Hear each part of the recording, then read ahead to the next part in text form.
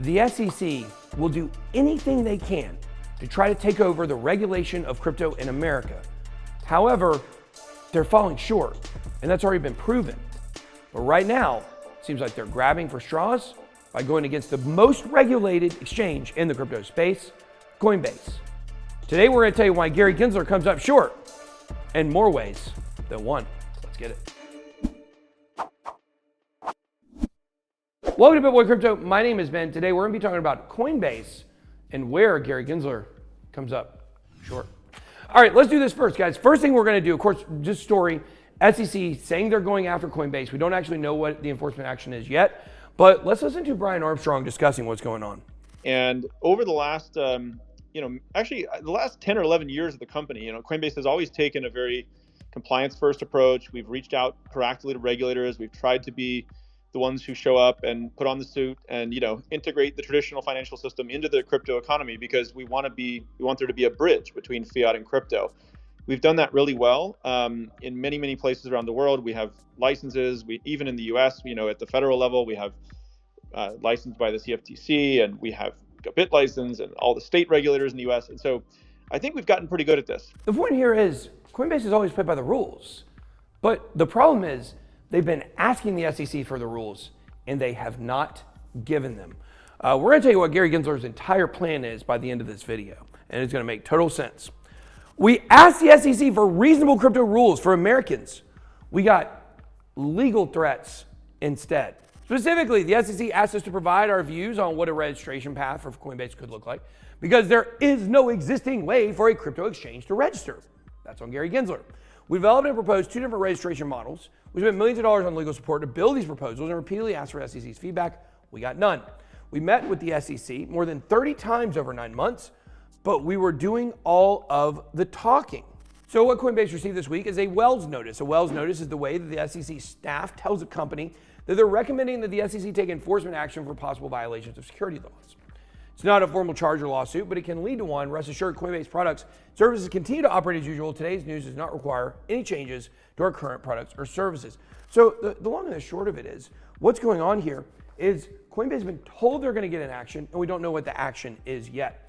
Coinbase insiders sold $7.4 million worth of stocks in the last 30 days. Now, this certainly isn't to accuse Coinbase of insider trading. However, why would they be selling this many stocks, this much money in stocks, in a bull run when the money seems to be going up? We're at least in a mini bull run.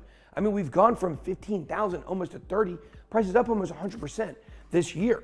When you look at that, you say, why are they selling? Well, does Coinbase lack the confidence that their stock is going to continue to go up even if crypto prices go up because of now suppression on the stock market from an SEC action, something we've not seen yet? We also have this, Coinbase tapping into innovation-friendly Brazil amid U.S. regulatory crackdown. Well, this is interesting for many reasons. Number one, it's interesting because Coinbase wants to go to Brazil, showing that they want to step out of just the United States. They're in a few other countries as well, but they're turning to Brazil because there's a lot of unbanked people there. There's a lot of people there very interested in crypto. The other aspect of this is, Brazil is now included in what is known as BRICS, which is Brazil, Russia, India. What's the C stand for? I can't remember what the C stands for. And I think Saudi Arabia as well. C's for China, duh.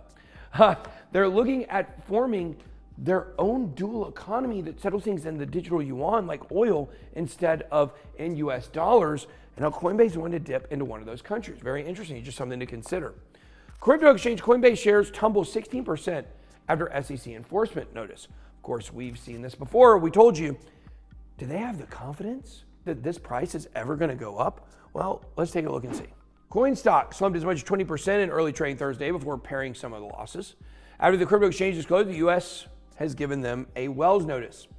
Wells notices don't always lead to enforcement actions. Coinbase has until March 29th to advise the SEC whether it intends to rebut the agency's findings. Of course, they're going to rebut it because nobody understands what the SEC is talking about. So what happens next?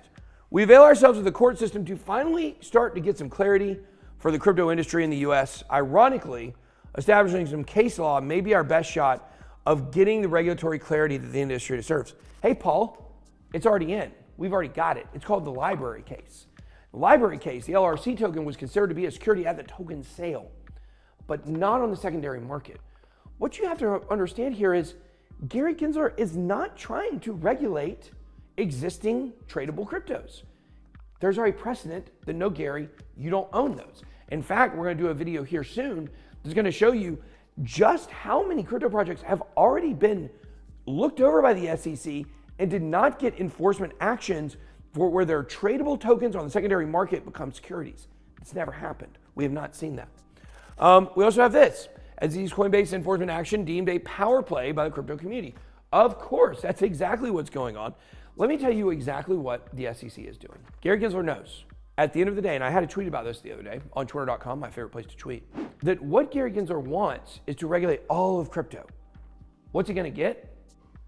He's going to be able to have enforcement actions on token sales, and probably staking contracts, probably staking on centralized exchanges are going to end up under the SEC. That's it. It's a power play. He's trying to grab everything so he might be able to keep a few tiny things. That is his entire move in the world of crypto. Now, Gary Gensler isn't the only one coming after crypto. We of course have this. President's economic report blasts crypto for ignorance of basic economic principles. Hello, Joe Biden, your entire banking system is a Ponzi scheme. Get out of my face. Tell your puppet master to remove you from my face. The White House today poured cold water on crypto, accentuating the negative aspects of digital assets.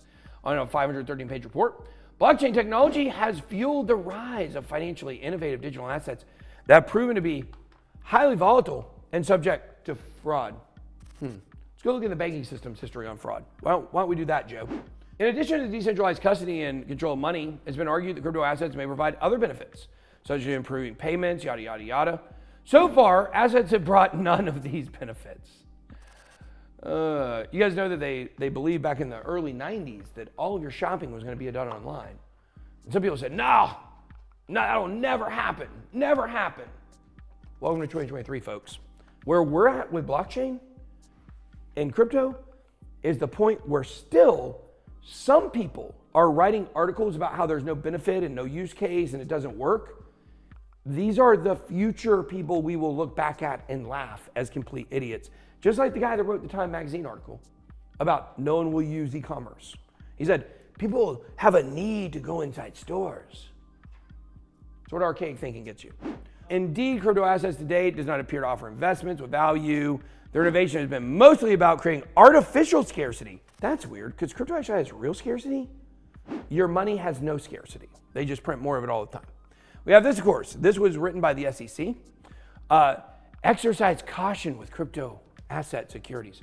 Remember, they can't attack crypto itself because what they have to do is attack the investor and make you feel like you're an idiot for investing in crypto without having to ban it or make it unlawful. Now, if you take this note from the SEC here and you take into consideration Gary Gensler's plan that I told you a moment ago, what you really start to see is that they are scrambling right now. How much time and effort they're putting into this, they know their timer is on. They know the timer, the countdown is on. The next bull run brings complete acceptance of crypto to the United States. It's going to happen. Once Gary Gensler actually does his job and creates regulation, which Congress should really do, kick Gary Gensler out, then we will see where all this is going. U.S. SEC continues broadside against digital asset market, issues investor alert about crypto asset securities, says they have significant risk and could vanish entirely. The SEC says crypto asset service providers like exchanges could be in violation of federal securities laws. False. They're not.